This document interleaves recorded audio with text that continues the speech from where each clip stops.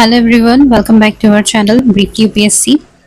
अभी 2 वीक से कोई भी वीडियो अपलोड नहीं हो पाई थी। उसका कारण था कुछ पर्सनल रीजंस की वजह से। उन कुछ सिचुएशंस ऐसी हो गई थी, उनको मुझे हैंडल करना था, जिसकी वजह से कोई वीडियो अपलोड हो नहीं पाई थी। बट अब वो चीज़ें सॉर्ट आउट हो चुकी हैं, तो हम अब सीरीज को अपनी कंटिन्यू करने वाले हैं। ये जो वीडियो है 5th नंबर का सीरीज है ज्योग्राफी का, जिसमें हमारा टॉपिक होने वाला था atmospheric circulation and weather system, types of winds and local winds and water in the atmosphere. Video को स्टार्ट करते हैं। डायरेक्शंस आपसे वीडियो पॉज होकर पढ़ लीजिएगा। Question first, consider the following statements regarding the intertropical convergence zone ITCZ. First, it is a zone where the northeast and southeast trade winds converge. Second, it is characterized by low pressure and ascending air currents. Third, its position remains fixed throughout the year. Which of the statements given above is or are correct?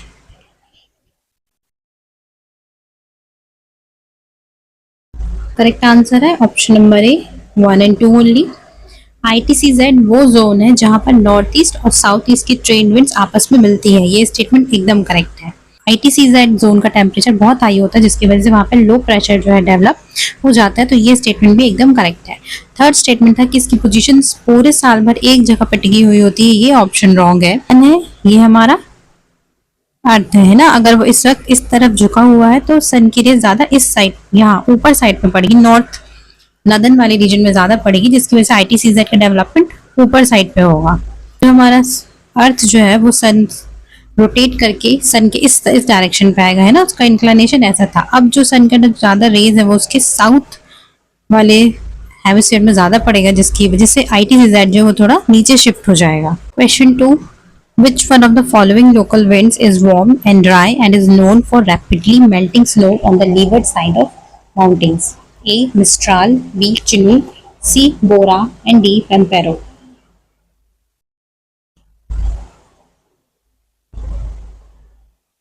Correct answer है option number B, Chinook. हमसे पूछा है local winds के बारे में, ठीक है, तो ये चारों के चारों है आपकी लोकल विंड्स है।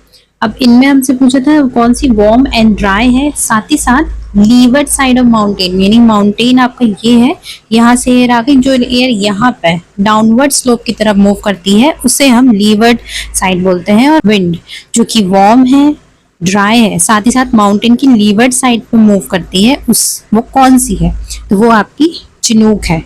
ध्यान दीजिएगा, चिनूक जो है जो रॉकी माउंटेन्स है उनके ईस्ट साइड पे मूव करती है। साथ ही साथ इसको स्नो हीटर विंड भी बोलते हैं, क्योंकि ये रैपिडली स्नो को मेल्ट करती है।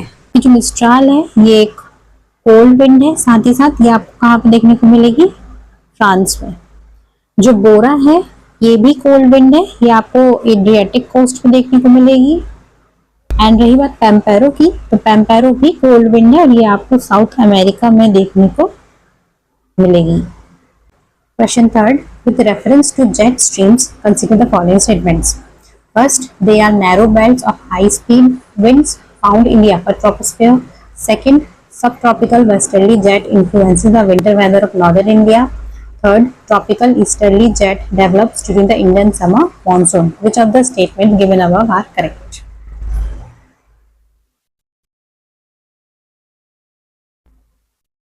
आंसर है ऑप्शन नंबर डी, 1, 2 और 3 हमारे तीनों स्टेटमेंट जो है जेट स्ट्रीम से रिलेटेड करेक्ट है। फर्स्ट स्टेटमेंट था कि they are narrow belts of high speed winds found in the upper troposphere, एकदम करेक्ट स्टेटमेंट है। जेट स्ट्रीम का जो बेल्ट होता है वो काफी छोटा होता है, लेकिन उनकी स्पीड बहुत ज्यादा हाई होती है और ये आपको सिर्फ अपर ट्रोपोस्फेयर रीजन में देखने को मिलेंगे। जो सब ट्रॉपिकल वेस्टर्ली जेट विंड्स होती हैं उसकी वजह से इंडिया का विंटर वेदर में बहुत ज्यादा इम्पैक्ट पड़ता है। इसी की वजह से इंडिया में विंटर्स के समय नदर्न पार्ट में इंडिया के कुछ हिस्सों में बारिश भी देखने को मिलती है। अब ये बारिश जो है इंडिया के क्रॉप के लिए बहुत अच्छी होती है, तो वो है रावी क्रॉप ना, इसके लिए वो बारिश अच्छी होती है। Jet develops during the Indian summer monsoon, तो ये स्टेटमेंट भी करेक्ट है। जब इंडिया में साउथ वेस्ट मॉनसून एंटर करने वाला होता है उसके पहले ट्रॉपिकल ईस्टर्ली जेट विंड जो है वो डेवलप हो जाती है। Question 4, consider the following statements regarding the Coriolis force. First, it is caused by the rotation of the earth. Second, it deflects winds to the right in the northern hemisphere. Third, the Coriolis force is maximum at the equator. Which of the statements given above is or are correct?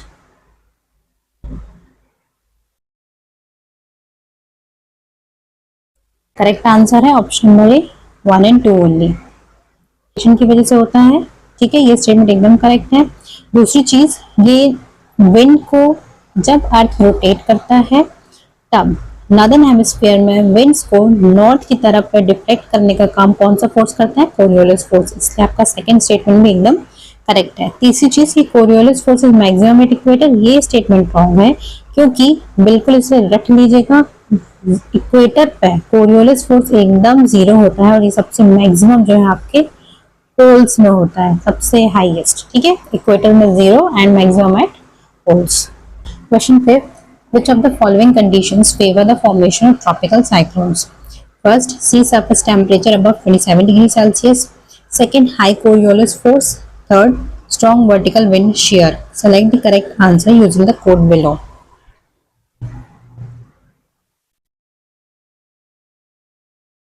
इसका correct answer है option number A 1 and 2 only. Tropical cyclones जो है वो tropical region में इनका formation होता है और इनको फॉर्म होने के लिए कुछ कंडीशंस का सेटिस्फाई होना जरूरी होता है। पहला स्टेटमेंट एकदम करेक्ट है कि सी सरफेस टेम्परेचर 27 डिग्रीज या उससे अबव होना चाहिए। दूसरी चीज, कोरियोलिस फोर्स हाई होना चाहिए। एंड तीसरी चीज जो है कि स्ट्रॉन्ग वर्टिकल विंड शेयर होना चाहिए। ये स्टेटमेंट रॉन्ग है, क्योंकि अगर वर्टिकल विंड ज्यादा स्ट्रॉन्ग होंगी तो ट्रॉपिकल साइक्लोन जो फॉर्म हो रहा है वो उसका बनना खत्म हो जाएगा। ठीक है, तो उसके लिए वीक वर्टिकल विंड शेयर होना जरूरी है, ना कि strong. Question 6, with reference to temperate cyclones, consider the following statements. First, they generally develop along the tropical front. Second, they derive their energy mainly from latent heat released over warm oceans. And third, they are associated with warm fronts only. Which of the statements given above is or are not correct?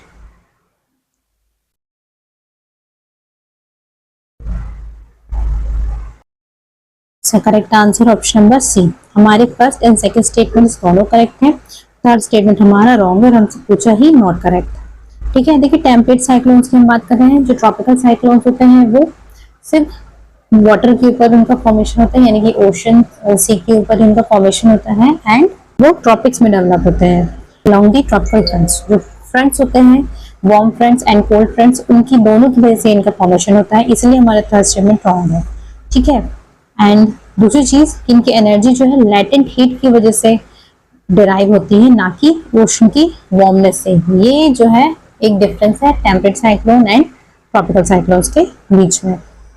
Which one of the following statements best distinguishes sea breeze from land breeze? A, sea breeze blows during the day from sea to land, whereas land breeze blows at night from land to sea. B, sea breeze occurs only during winter. C, land breeze causes heavy rainfall. And D, sea breeze is a planetary wind.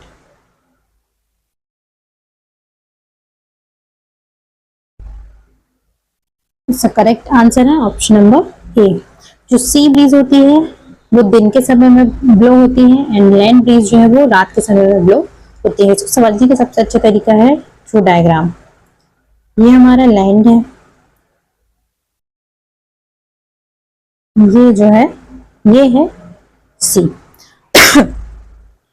Day time पे जब सन की raise इन दोनों पर पड़ती है, आपको ये चीज पता होनी चाहिए, डे टाइम पे जो लैंड है वो पानी के कंपैरिजन ज्यादा जल्दी गर्म होता है, जिसकी वजह से उसका टेम्परेचर जो है वो हाई होता है पानी के कंपैरिजन में। ठीक है, तो पानी के कंपैरिजन में लैंड का टेम्परेचर ज्यादा है, यानी कि पानी का टेम्परेचर जो इस वक्त क्या है, कम है as compared to land.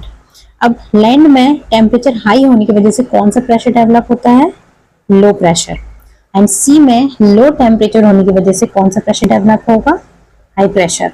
And एक चीज आपको क्लियर होनी ही चाहिए कि विंड जो है वो हाई प्रेशर से लो प्रेशर की तरफ मूव करती है, इसीलिए सी में इस वक्त हाई प्रेशर डेवलप है। यही कारण है कि दिन में जो ब्रीज होती है वो सी से लैंड की तरफ मूव करने लगती है, और इसे ही आप सी ब्रीज बोलते हैं during the day time. Land है सी। अब नाइट टाइम है, रात के समय में लैंड जितनी जल्दी गर्म होता है उतनी ज्यादा जल्दी उसका टेम्परेचर भी क्या, लो हो जाता है। टेम्परेचर लो होने की वजह से यहाँ पे हाई प्रेशर डेवलप हो जाता है। सी जो था, अब उसका टेम्परेचर बढ़ने में टाइम लगता है, टेम्परेचर लैंड के कंपैरिजन जो है वो बढ़ जाता है ना। एंड टेम्परेचर ज्यादा होने की वजह से यहाँ पे प्रेशर जो है वो लो प्रेशर डेवलप होगा। एंड हमको पता है ब्रीज कहाँ से कहाँ मूव करती है, हाई टू लो। इसकी वजह से रात के समय में लैंड से सी की तरफ ब्रीज जाने लगेगी, जिसको हम बोलते हैं लैंड ब्रीज। क्योंकि ज्योग्राफी में टेम्परेचर क्लाइमेट से रिलेटेड चीजें समझने के लिए ये बेसिक सा कॉन्सेप्ट आपको पता होना चाहिए कि हाई प्रेशर कब डेवलप होगा, लो कब होगा, विंड जो है हाई से लो मूव करती है। ठीक है। Question 8. Consider the following statements regarding western disturbances. Mediterranean region. Second, they are carried to India by the subtropical westerly jet. Third, they bring winter rainfall to northwestern India. Which of the statements given above are correct?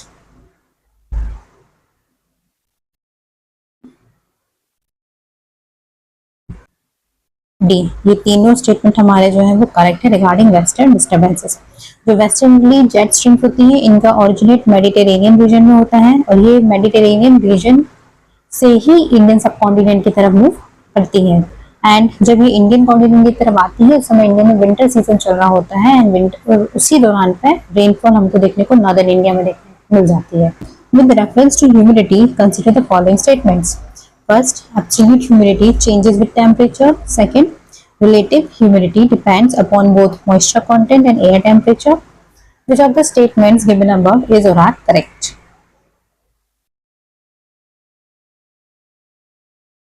अगर temperature ज़्यादा होगा तो moisture को retain करने की capacity क्या होगी, ज़्यादा होगी, और अगर टेम्परेचर कम होगा तो मॉइस्चर को रिटेन करने की कैपेसिटी कम होगी। तो ये हमें पता चलता है रिलेटिव ह्यूमिडिटी। तो यहाँ पर एब्सोल्यूट ह्यूमिडिटी होगी, यानी होगी आपका relative humidity. Question 10. Which one of the following cloud types is generally associated with thunderstorms and heavy rainfall? A. Cirrus, B. Stratus, C. Cumulonimbus, and D. Cirrostratus.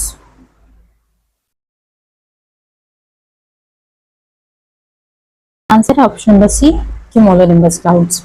Cumulonimbus clouds जो हैं ये extensive vertical clouds के formation में आते हैं। आपका जो Cyrus होता है ये काफी थिन एंड फेदरी टाइप का क्लाउड होता है। आपने कभी बादल में देखा होगा ऐसे ऐसे पतले पतले से क्लाउड दूर दूर पे जो है बिल्कुल बने हुए होते हैं, वो साइरस के एग्जाम्पल है। जो स्ट्रेटस क्लाउड्स होते हैं ये लेयर्ड क्लाउड्स होते हैं। आपने जब बारिश आने के पहले आपने नोटिस किया होगा ऐसे काफी सारे लेयर में जो है ग्रे कलर के जो है लाइट ग्रे समझ लीजिए उस फॉर्म में जो है आसमान में हमको दिखने लगते हैं, ये जो है वो स्ट्रेटस क्लाउड्स होते हैं। एंड साइरस स्ट्रेटस जो है वो आपके हाई क्लाउड्स का जो है एक एग्जाम्पल है, जिसमें साइरस एंड स्ट्रेटस दोनों का साथ में जो क्लाउड्स मिक्स हो जाता है तब इन क्लाउड्स का फॉर्मेशन होता है। Question 11. Consider the following pairs.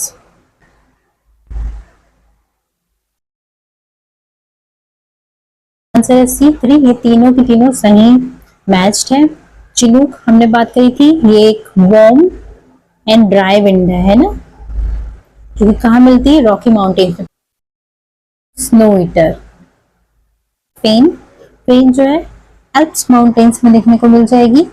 And जो लू है ये तो पता ही सबको, हमारे नॉर्दर्न इंडिया में गर्मी के समय देखने को मिलती है। Question 12. Which one of the following is not a form of precipitation? A. Hail, B. Snow, C. Dew, and D. Rain.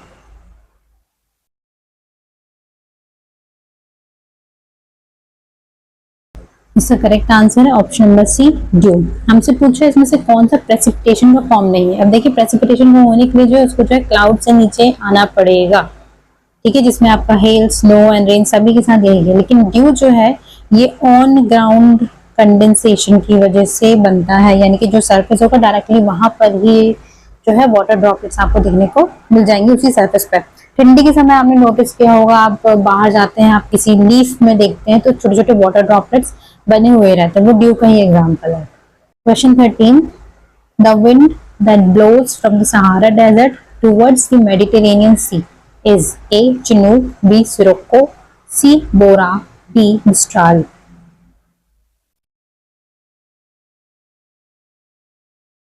Correct answer है option number B, sirocco. Suppose ये आपका यहाँ पे सहारा डेजर्ट है, यानी आपका मेडिटेरेनियन सी है, तो सहारा डेजर्ट से मेडिटेरेनियन सी की तरफ जाने वाली जो ब्रीज है वो है आपकी सिरोको। तो ये लैंड से सी की तरफ जा रही है, वो भी डेजर्ट से, तो कैसी होगी, ये वार्म विंड होगी। और ये कौन सी लोकल विंड है। चिनूक हम पढ़ चुके हैं, चिनूक कहाँ पे मिलती है, रॉकीज में। एंड कैसी विंड है, ये भी एक वार्म एंड ड्राई विंड है। बोरा हम इसको पढ़ चुके हैं, बोरा कहाँ पे मिलती है, आपको मिलेगी एड्रियाटिक सी में, ठीक है। और ये कौन सी टाइप की होती है, कोल्ड। एंड मिस्ट्राल ये भी कोल्ड होती है, ये आपको कहाँ देखने को मिलेगी, France. The loop is A cold and moist wind, B hot and dry wind, C warm and humid wind, and D polar wind.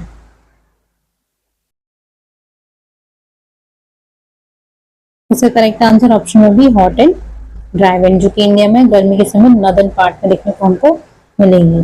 15 Which cloud type appears as thin feathery streaks at high altitude? A nimbus, B cirrus, C cumulus, and D stratus. मैंने इस type की cloud के बारे में बात की थी, तो वो कौन सा है, B साइरस। बस जो है मुझे dark grey weather, dark grey समझ जाइए, कभी कभी ब्लैक भी दिखने लगते हैं ना वो क्लाउड्स, बहुत तेज बारिश के पहले बनने वाले क्लाउड्स, वो निम्बस क्लाउड्स ही होते हैं आपके। Question 16. The process by which water vapor changes directly into ice crystals is called A. Evaporation, B. Condensation, C. Sublimation, and D. Deposition. Answer क्या है, D. Deposition. यहाँ पे बात हो रही है वाटर वेपर से आइस क्रिस्टल, गैसियस स्टेट से किसमें जा रहा है, सॉलिड स्टेट में है। इसको बोला जाता है डिपोजिशन। इवेपोरेशन कब होता है, जब आपका लिक्विड से गैसेस स्टेट में वो ऑब्जेक्ट जाएगा। कंडेंसेशन कब होता है, जब गैसेस स्टेट से वो किस फॉर्म में जाएगा, ये लिक्विड फॉर्म में। एंड सब्लाइमेशन कब होता है आपका, जब वो सॉलिड स्टेट से सीधे किस में चला जाएगा, गैसेस स्टेट में चला जाएगा। 17. Consider the following statements regarding cloud formation. First, condensation can occur only when the air becomes saturated. Second, dust particles in the atmosphere act as condensation nuclei. And third, all clouds produce rainfall. Which of the statements given above is or are correct?